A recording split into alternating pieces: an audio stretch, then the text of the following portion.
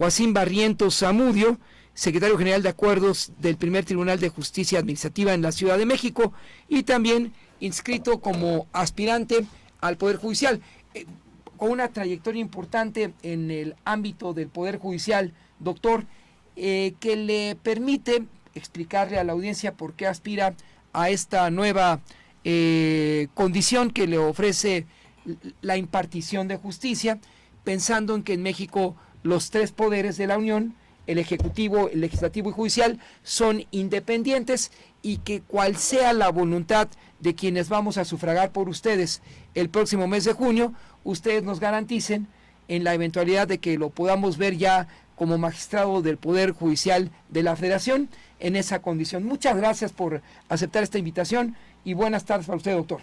Muchas gracias, Fede, es un placer estar aquí con ustedes el día de hoy. Envío un cordial saludo, fraternal saludo a toda tu audiencia. Respecto de esta elección judicial, me parece que es una circunstancia trascendental, una de las reformas a la Constitución que el día de mañana va a ser recordada, yo creo que por la mayoría de los mexicanos, como aquella que abrió las puertas a la justicia, a tener un nuevo perfil de juzgadores, personas preparadas que están listas precisamente para poder impartir justicia de una manera diferente a como habitualmente se venía realizando en aquellos ayeres a partir del año de 1994 con el decreto publicado en el Diario Oficial de la Federación, por medio del cual se creó el Consejo de la Judicatura. Bueno, ya estamos en una nueva etapa, es una realidad. Creo que la mayoría de las personas, de los mexicanos, deseamos un cambio, deseamos un México mejor.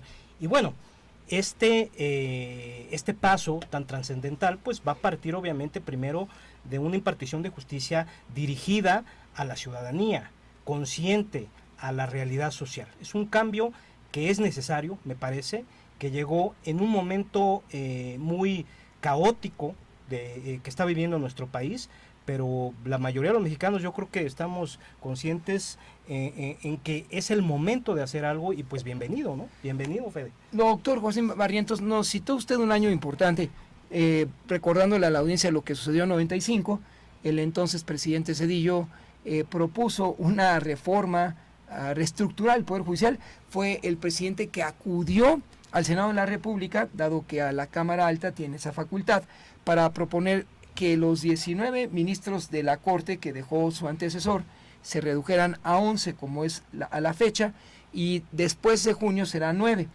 Desde su perspectiva, ¿qué ocurría ante esa totalidad de ministros 19, luego 11, y si cree adecuado desde su perspectiva y como probable integrante del Poder Judicial de la Federación que se circunscriba a 9 el total de ministros ante el máximo órgano del judicial? Claro, fue una reforma muy importante porque en primer lugar me parece que fijó las bases para el efecto de un distinto y un adecuado en ese momento histórico de nuestro país del funcionamiento del Poder Judicial, de la Suprema Corte de Justicia de la Nación, la reducción de los ministros a la actual integración que todavía venimos manteniendo, y que bueno, después de que este histórico proceso electoral culmine, pues como ya bien lo comentaste, pues será reducido el número de ministros a 9. Me parece que es correcto, empezando por los aspectos presupuestales, ¿no? Porque eso también implica que la reducción de ministros pues genere ahorros para el Poder Judicial, que van a ser necesarios también para esta reestructura que se va a generar al momento de que se integre nuevamente la Suprema Corte. Va a haber un cambio de reglas al momento de desaparecer el Consejo de la Judicatura y ya estar el Tribunal de Disciplina Judicial teniendo conocimiento de todo ese tipo de aspectos, tanto disciplinarios como administrativos. Pues va a permitir un ahorro que va a traer consigo también, pues, ¿por qué no decirlo?, un beneficio para la sociedad, no nada más para el ahorro que pudiera generarse para este poder. En el recuerdo y hacia su servidor reportero, doctor, uno de los fallos más controvertidos del antiguo Poder Judicial, ahora desmantelándose, fue el de la Cooperativa de Trabajadores de Pascual. en el 2003, 2004, todavía observamos a los integrantes de una cooperativa luchando por preservarla en una calle emblemática donde llegaba la pulpa de esta fruta que se convierte en la bebida de esta cooperativa. Entonces uno se pregunta en el 2004, 2005 o 2007, ¿cuál fue el criterio? No es usted aún un hombre de toga para evaluar ese fallo del Poder Judicial, pero ese, junto al desempeño de claroscuros del Tribunal Electoral del Poder Judicial de la Federación, otro órgano inmerso en la competencia del Poder Judicial, y algunos fallos inapelables de sus integrantes, de los magistrados del Tribunal Superior Electoral del Poder Judicial de la Federación, como de los ministros de la Corte, pues nos llevaron a pensar que no siempre estos mujeres y hombres de la toga se apegaban a la transparencia del derecho. Claro, me parece que tocaste un punto fundamental por cuanto hace al motivo que generó la reforma constitucional.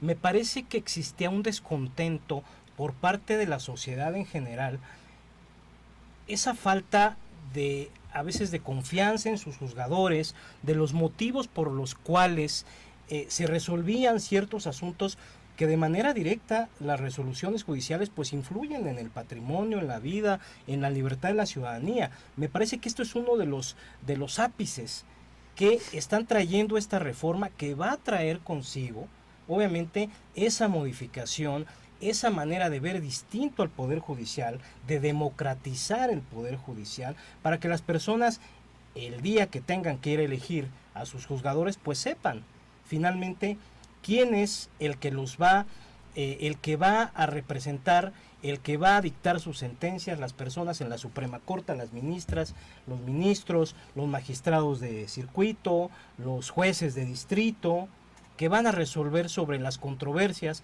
que se pongan a su consideración. Es relevante, me parece que es bueno un cambio. México necesitaba un cambio y digo, bienvenido y venga, todos los mexicanos debemos de estar pendientes de esto y acudir al llamado social para poder integrar un nuevo Poder Judicial que yo no tengo ninguna duda va a traer muy buenos beneficios, mayores beneficios para nuestro México. Doctor Joacim Barrientos, en otro frente, déjeme solamente citar una anécdota adicional antes de solicitarle exponga usted a nuestra audiencia que le escucha en el 1530 y en el 1590, aquí en la buenísima a través del Liberal Metropolitano y Cúspide, algunos elementos de su trayectoria que tal vez permeen en el criterio de quienes vamos a asistir a el primer domingo de junio de este año a votar por los nuevos mujeres y hombres de la toga. Entre otras cosas, fue el fallo de un juez de distrito favorable a una multinacional Iberdrola demandada por el gobierno mexicano por cometer un acto de corrupción por más de 6,000 millones de pesos.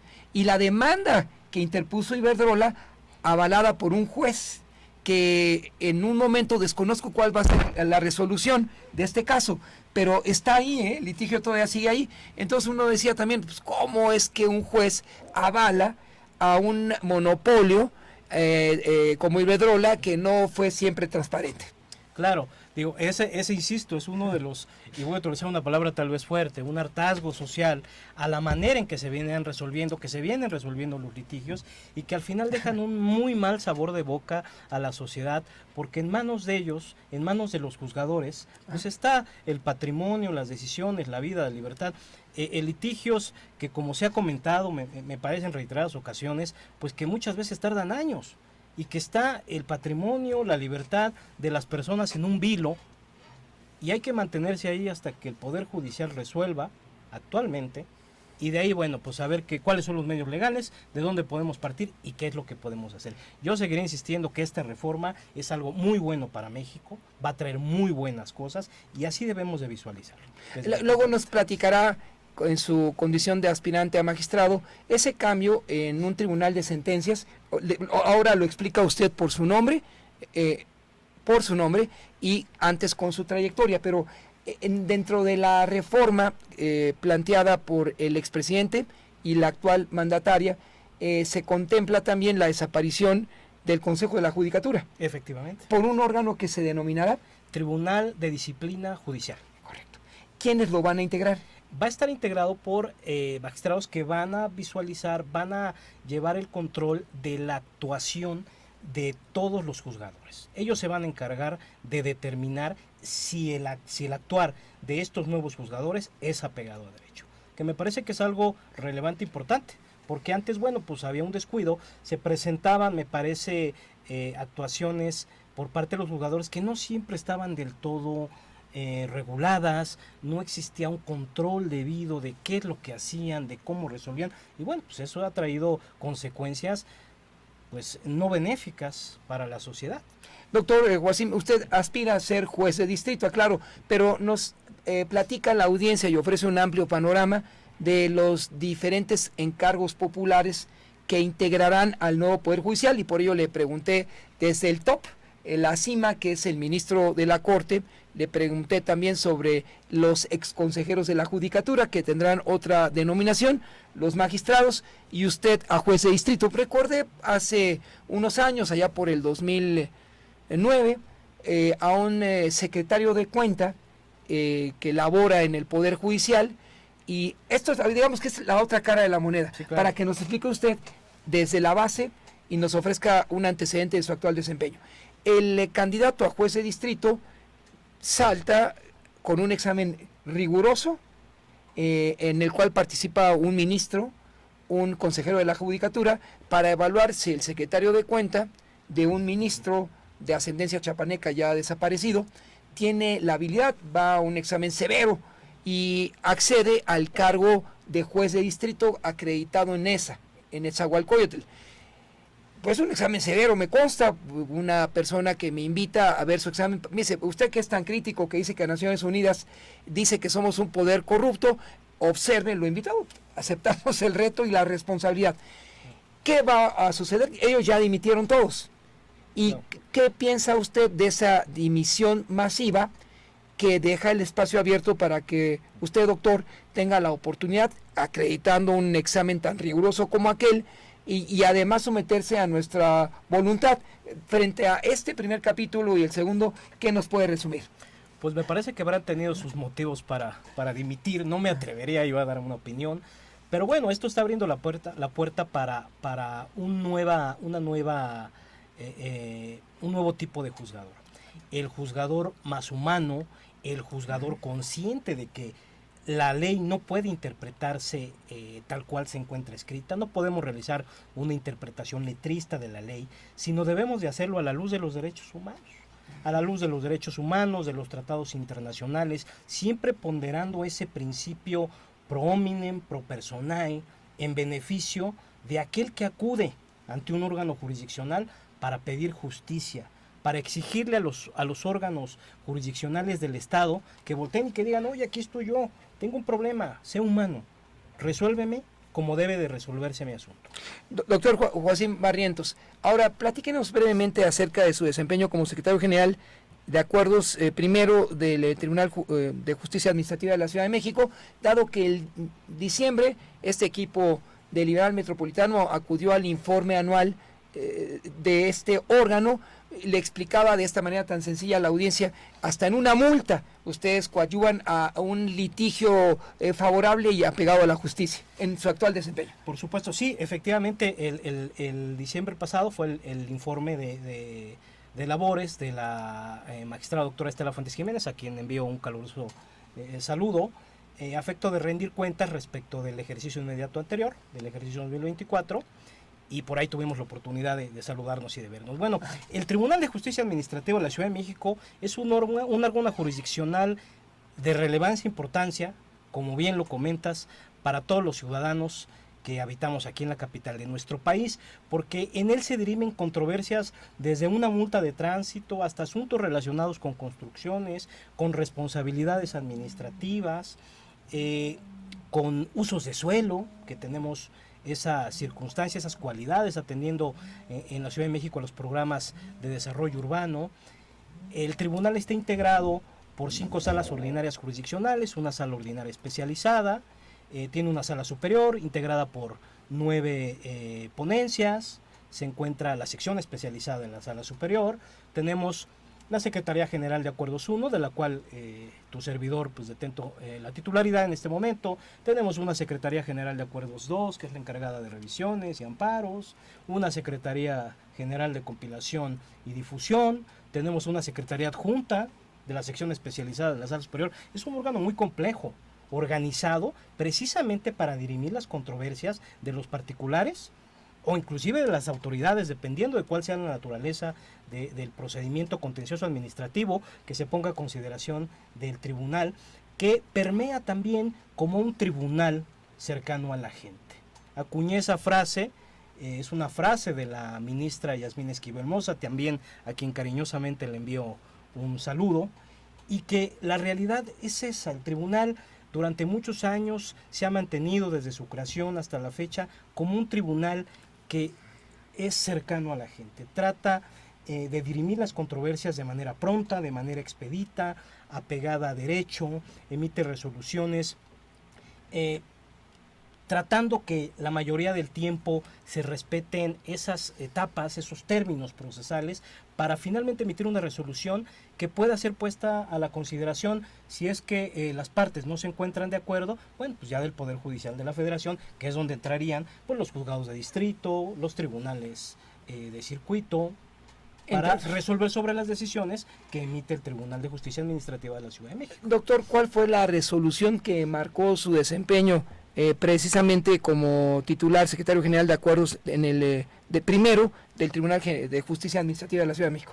Como tribunal, como secretario general de acuerdos, secretario general de acuerdos 1 del Tribunal de Justicia Administrativa, bueno, tenemos ahí muchas resoluciones relevantes que se emiten. Se han emitido muchas resoluciones en materia de equidad de género, tomando en consideración la equidad de género, tomando en consideración la situación de las personas, como los asuntos los magistrados han tenido a bien, mantienen criterios siempre para tratar de privilegiar los derechos de las personas, en el caso de las cajas de previsión, de las policías, en el caso de los elementos de las policías, en el caso de los usos de suelo, también los magistrados buscan coadyuvar para que los asuntos se resuelvan de la mejor manera posible. En mi carácter de secretario general de Acuerdos 1, bueno, tratamos de apoyar a todas y cada una de las ponencias de sala ordinaria, a todas y cada una de las salas, a los magistrados de sala superior, a todos y cada uno de los compañeros que integramos este hermoso tribunal que considero y siempre he considerado mi casa, para que el ejercicio de nuestra profesión pues sea el mejor, el más cuidado y siempre pues en beneficio de la sociedad. ¿Será el Tribunal de Justicia Administrativa de la Ciudad de México un semillero de cuadros para el Poder Judicial Federal? Me parece que sí, porque hay perfiles muy interesantes, en particular el de la doctora Estela Fuentes Jiménez, que está orgullosamente propuesta para ministra de la Suprema Corte de Justicia de la Nación, algunos compañeros que están secretarios de Estudio y Cuenta, propuestos para magistrados, algunos otros que estamos propuestos, fuimos insaculados y estamos propuestos para jueces de distrito en materia administrativa, que es la que manejamos ahí en el tribunal.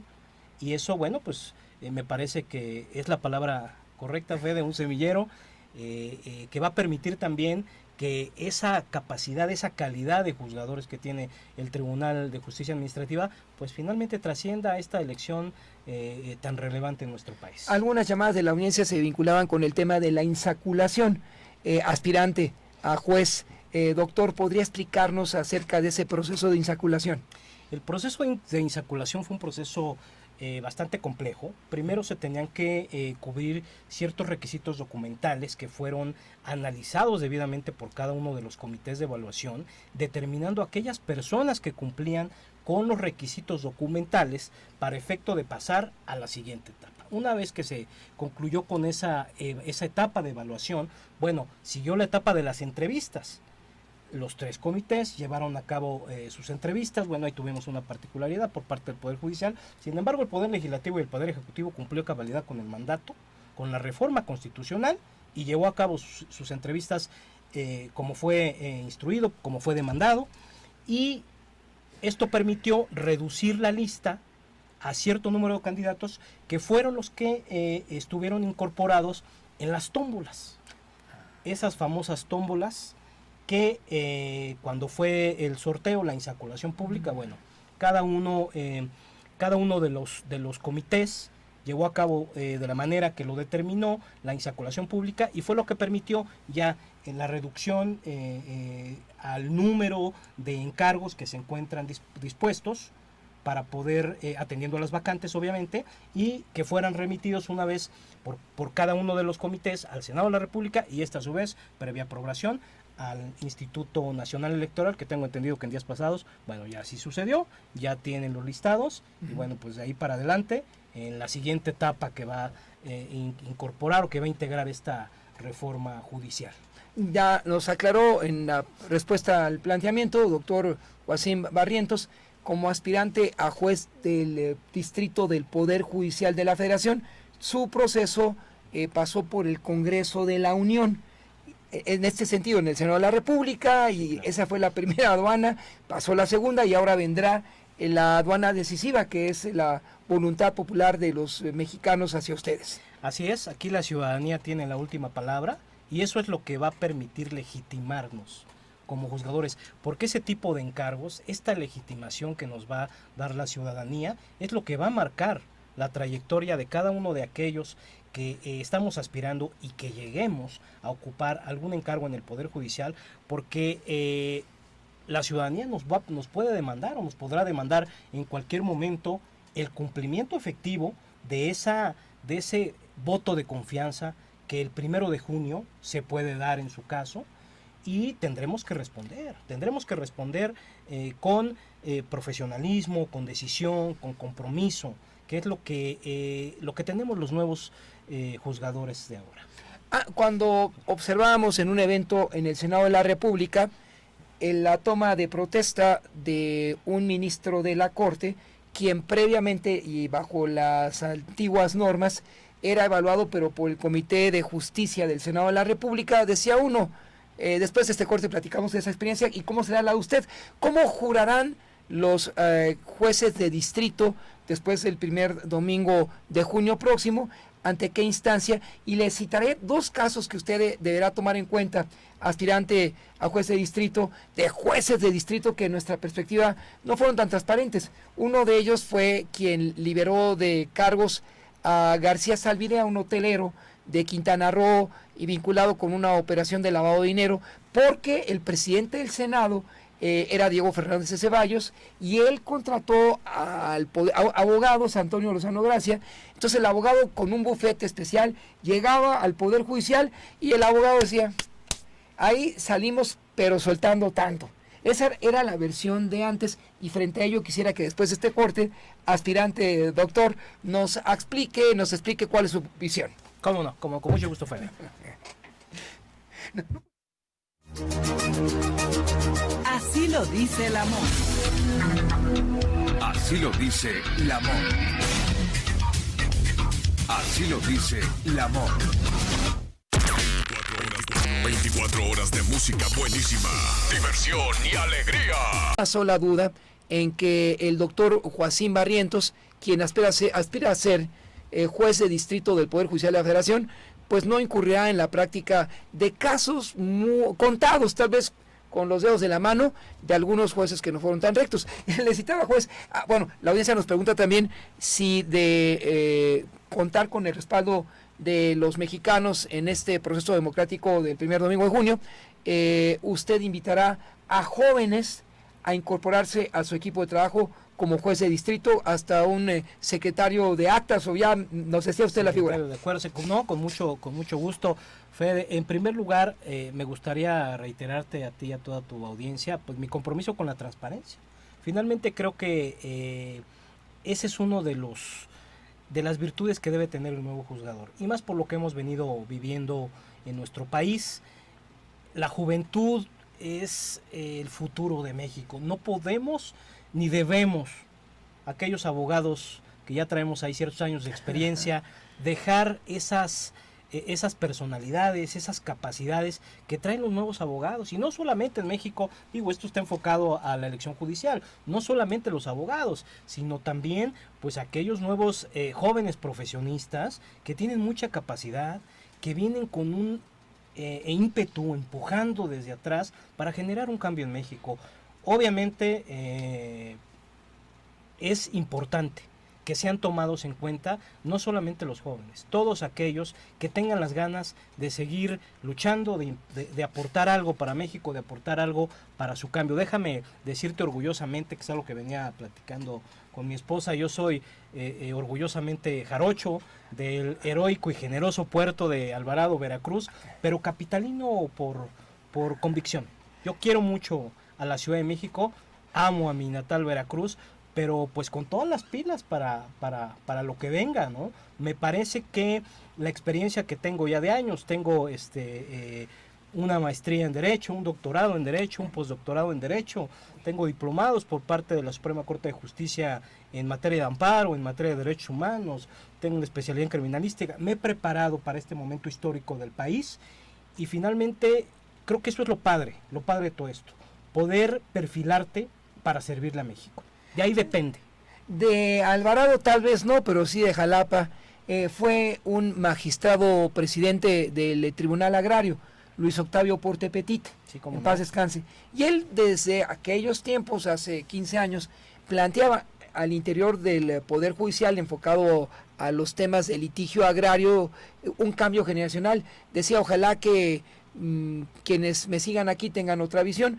Afortunadamente hay un veracruzano que se reencuentra, no en esos tiempos, pero sí tal vez con el pensamiento de quien ya no está aquí y quien fue magistrado presidente del Tribunal Agrario, Luis Octavio Porte Petit, haciendo recuerdo de los veracruzanos que participaron en el Poder Judicial de la Federación.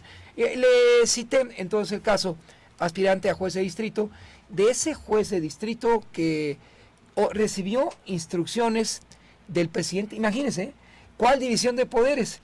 Le hablo a usted del año del 99, pues el litigio concluyó en el 2002 en la presidencia de Vicente Fox.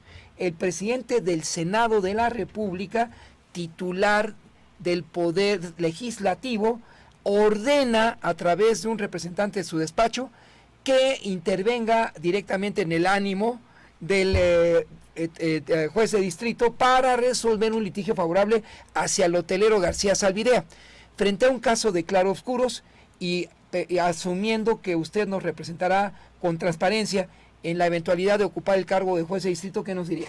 No, Fede, creo que esos son el tipo de ejemplos que dan cuenta del por qué es tan relevante y por qué finalmente esta transición, este cambio radical al Poder Judicial era necesario precisamente para evitar este tipo de claroscuros, como bien lo señalas, este tipo de incertidumbres que no generan más que en la sociedad desconfianza, de pensar que las cosas, que las situaciones no se resuelven conforme a derecho, como se deben de resolver, sino privilegiando intereses. Me parece que no debe ser así, que, insisto, es el momento histórico para cambiarlo.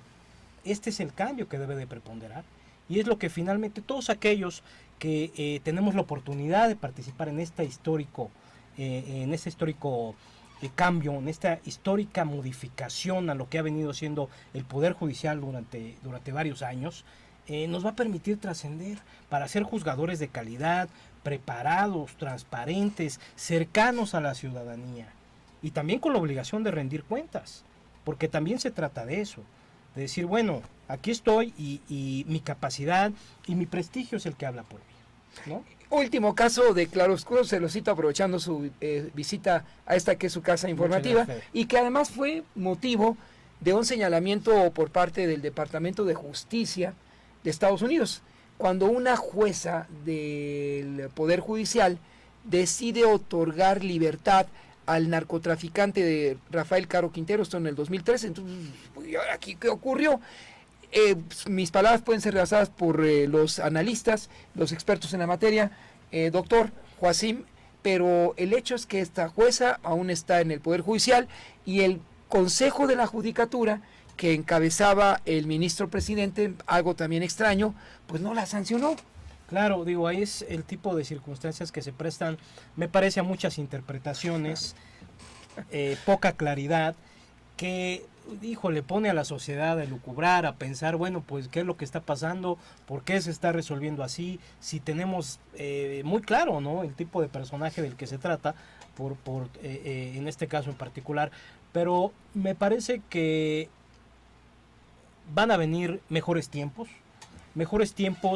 que permitan a la ciudadanía estar más tranquila, que conozca quién está juzgando, quién está resolviendo aquellos asuntos que se ponen a su consideración, y va a traer una transformación a México que durante muchos años se ha anhelado, y que yo espero que este 1 de junio, ya una vez que esté decidido lo que se deba decidir, y que aquellos aspirantes que resulten electos protesten una vez que tengan su constancia de mayoría, y que todos aquellos recursos que seguramente serán interpuestos protesten ante el Senado de la República y puedan estar tomando la titularidad de aquellos encargos que de verdad requieren un cambio y un compromiso por parte de los nuevos juzgadores que van a integrar el Poder Judicial de la Federación. Oiga, doctor, lamentablemente no pasa inadvertido otro evento que llevó, estamos platicando, amigas y amigos de la audiencia, con el doctor Joaquín Barrientos Zamudio, el secretario general de Acuerdos primero del Tribunal de Justicia Administrativa de la Ciudad de México, pero este es un evento terrible. Aspirante a juez de distrito del Poder Judicial de la Federación, doctor Joaquín Barrientos. Un ministro de la Corte, que fue procurador general de la República, que fue fiscal de la República, y además fue embajador de México en el Reino Unido, imagínense, y fue director del Centro de Investigación y Seguridad Nacional, todos esos cargos de inteligencia, el fiscal de la Nación, que luego hay varios litigios con el Poder Judicial, pues resulta que en 2019, entrando al 20, le descubren actividades de lavado de dinero. Entonces el ministro pues no tiene otro camino más que dimitir a un encargo que un expresidente de México le propone para dejarlo en una posición encomiable, y le falla a la nación, porque ahí están los cargos. La unidad de inteligencia financiera dice, es usted, la unidad de inteligencia financiera, es usted un lavador de dinero.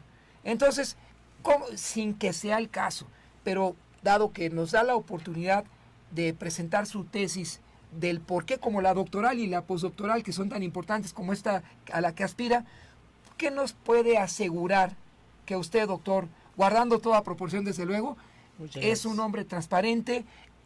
La unidad de inteligencia jamás le encontrará nada, y por lo tanto nos garantizará a usted que sus resoluciones se apeguen a derecho. Por supuesto, Fede, yo, Juntos por la Justicia, que me parece que es lo más importante, soy una persona transparente, siempre trabajando desde muy pequeño,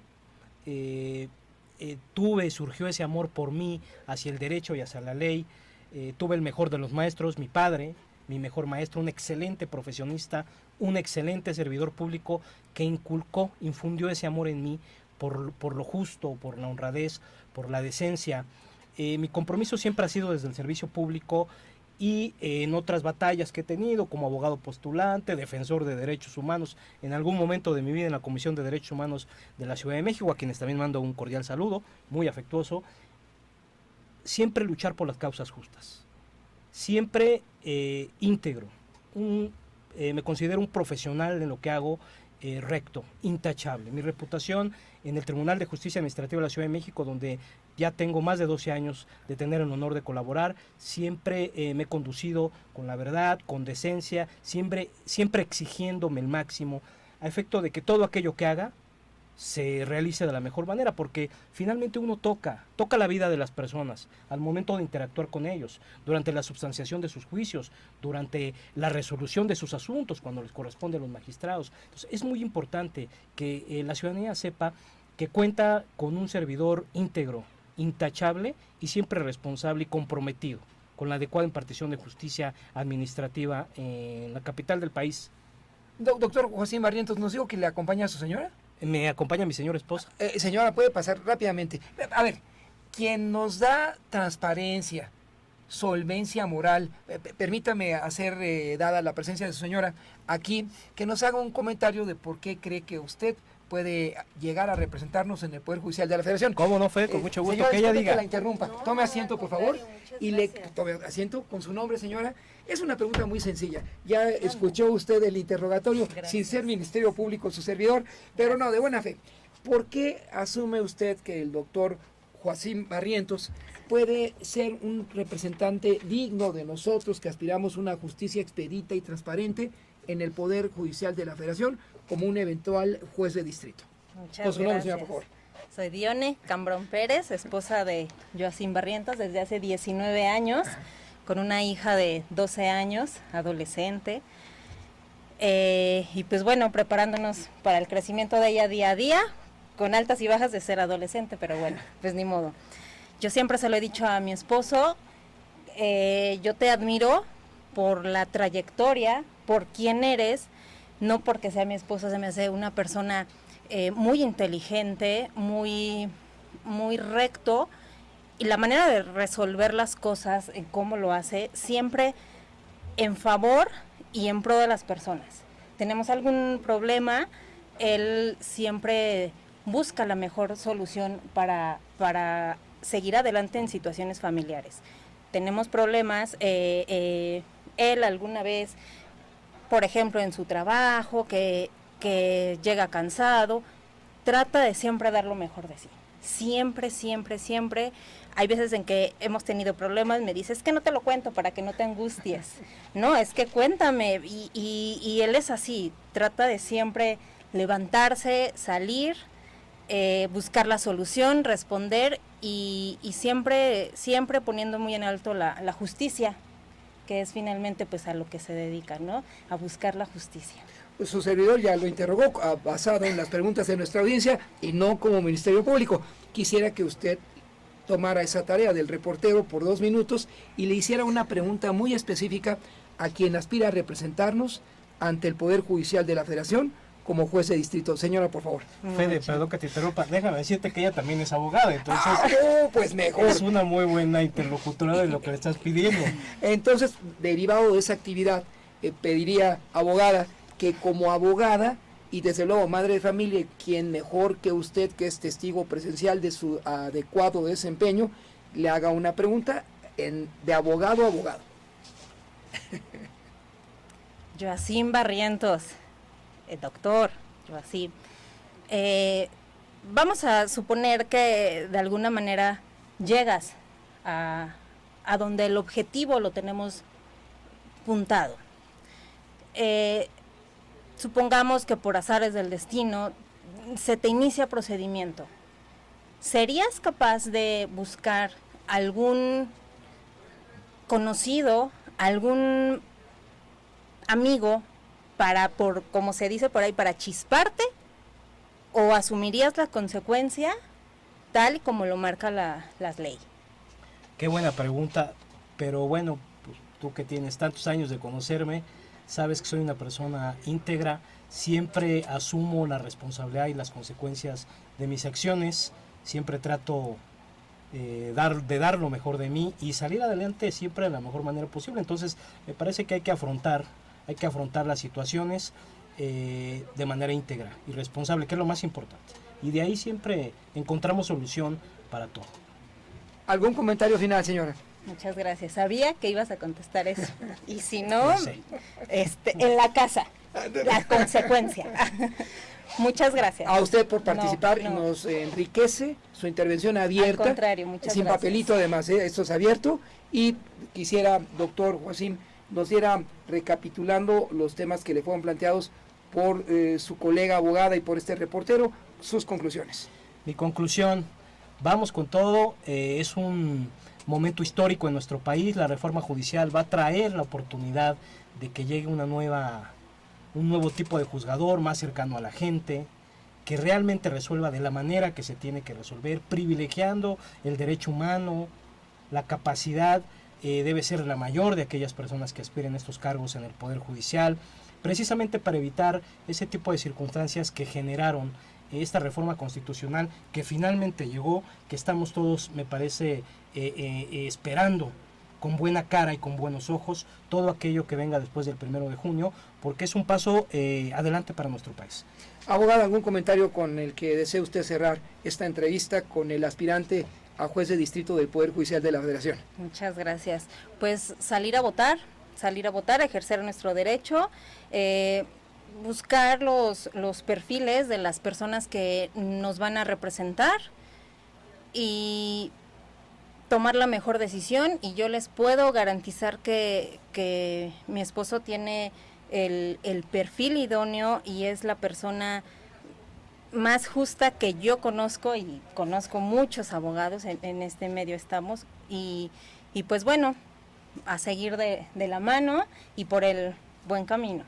Muchas gracias por sus palabras. Le agradezco enormemente. Al contrario. Y ofrecen a nuestra audiencia una mejor opinión para la mejor toma de decisiones el primer domingo de junio de este Así 2025, cuando nosotros, usted misma abogada, vamos a elegir el perfil de aquel juez de distrito que responda a nuestros intereses en la impartición de justicia. Gracias por su Al visita. Contrario. Espero verlo por aquí de manera Muchas gracias, recurrente. Claro, Muchas sí, gracias, con mucho doctor. gusto. Gracias por la invitación. Vamos a la información con el colega Montaño acerca de los plantones. Montaño, buenas tardes, colega, adelante.